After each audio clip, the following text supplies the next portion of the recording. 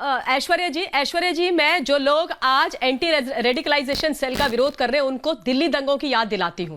जाकिर नाइक को ये सब लोग जानते हैं। जाकिर नाइक किस तरीके के व्यक्ति हैं, कैसे भाषण देते हैं, ये सब जानते हैं। दिल्ली दंगों के टाइम पे जो मास्टरमाइंड ताहिर हुसैन था, उसका राइट हैंड आदमी खालिद सैफी मलेशिया में जाकर के जाकिर नाइक से मिलता है और वहां से फंड लेके आता है दिल्ली में दंगे करवाने के लिए। इसको रेडिकलाइजेशन कहते हैं, इसको इंडोक्ट्रिनेशन कहते हैं। और अगर इसके ऊपर लगाम लगाई जा रही है तो आप ये बताइए शोएब जवाई जी, इसमें आपका क्या बुरा? जितना ये देश मेरा उतना आपका भी। तो आप क्यों चाहते हैं कि इस तरीके के दंगे हो? और दूसरी जरूरी बात मैं ये बोलती हूं, जो आपने बोला ऐश्वर्या जी, हिंदू मुस्लिम की तो बात ही नहीं हुई है। ये तो ये हुई है कि इस देश के अंदर से जो कट्टरवादिता अजय जी 10 सेकंड से ज्यादा टाइम है। अजय जी, कोई भी इसके खिलाफ नहीं है हिंदुस्तान में कट्टरपंथी। तो बोलिए ना कि आप गृह मंत्री अमित शाह के बता रहा हूं, हम तो उस प्रोपोगंडिस्टों के और प्रोपोगंडे के खिलाफ हैं जो ये सरकार के नेता और अभिनेता और पत्रकार। आप कह रहे हो कि ये प्रोपोगंडा कर रहे हैं और ये प्रोपोगंडा भारत के लिए उपयुक्त नहीं है। भारत ठीक है, ओके कौशिक साहब, फूलों के माला से स्वागत करने वाले ये ढोंगी लोग नहीं, अभी बीच में नहीं। मॉब लिंचिंग के आरोपियों को फूलों के माला से स्वागत करने वाले ये ढोंगी लोग कट्टरता की बात कर रहे हैं। पूरे हिंदुस्तान हो गया कट्टरवादिता पर अपनी राय रखकर कानून बनाने वाले ऐसे गृह मंत्री अभी ऊपर नहीं, गृह मंत्री यार अपना टाइम लेके दूसरे के टाइम पे बोलते हो। उनको टिकट दे देते हैं, चुनाव लड़वाते हैं। कट्टरवादिता पर अपनी बात रखकर और कानून बनाने वाले संजू बधाई के वर्मा बीजेपी के पात्र है, बीजेपी का लास्ट वर्ड अभी आप सबको दिया मैंने। ऐश्वर्या जी कट्टरपंथी आपसे सब सवाल पूछे।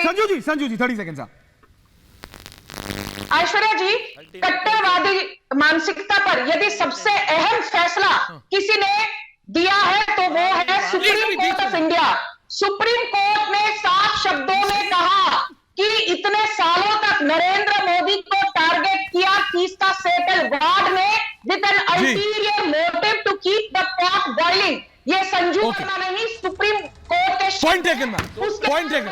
माजिद हैदरी क्योंकि डिबेट में लास्ट 10 सेकंड। माजिद हैदरी बोलो तुम्हारी क्या प्रॉब्लम है? माजिद हैदरी बोलो। देखिए ऐश्वर्या भाई, ये जो एंटी रेडिकलाइजेशन सेल है अर्थात एआरसी है, ये एनआरसी से पहले आई है, एनआरसी के बदले आई है, क्योंकि सारी कहानी यूसीसी की है, क्योंकि इनमें सी सबों में कॉमन है। देखिए, अगर आपको रेडिकलाइजेशन से प्रॉब्लम है तो समझा करिए। आप डिबेट में लेट आए, लंबा करो, लेकिन doctor Syed Rizwan Ahmed, it requires a longer debate. Mamata Kale ji, इस पे एक लंबी डिबेट करनी पड़ेगी, लॉन्ग फॉर्मेट की डिबेट करनी पड़ेगी।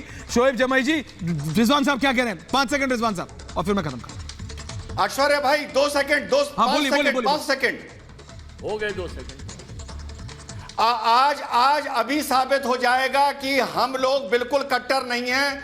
अब मेरे साथ माजिद हैदरी और शोएब जमाई सीना ठोक के बोलेंगे भारत माता की जय। अरे वो उठ गए माता की, अरे वो उठ गए उसी पे। बहुत बहुत धन्यवाद। सबका पूछता है भारत में उठ गए वो रिजवान साहब, वो उठ गए, डिबेट से उठ गए। आपने क्या बोल दिया, वो उठ गए। देखिए इतने तो दिक्कत है उन्हें भारत माता की।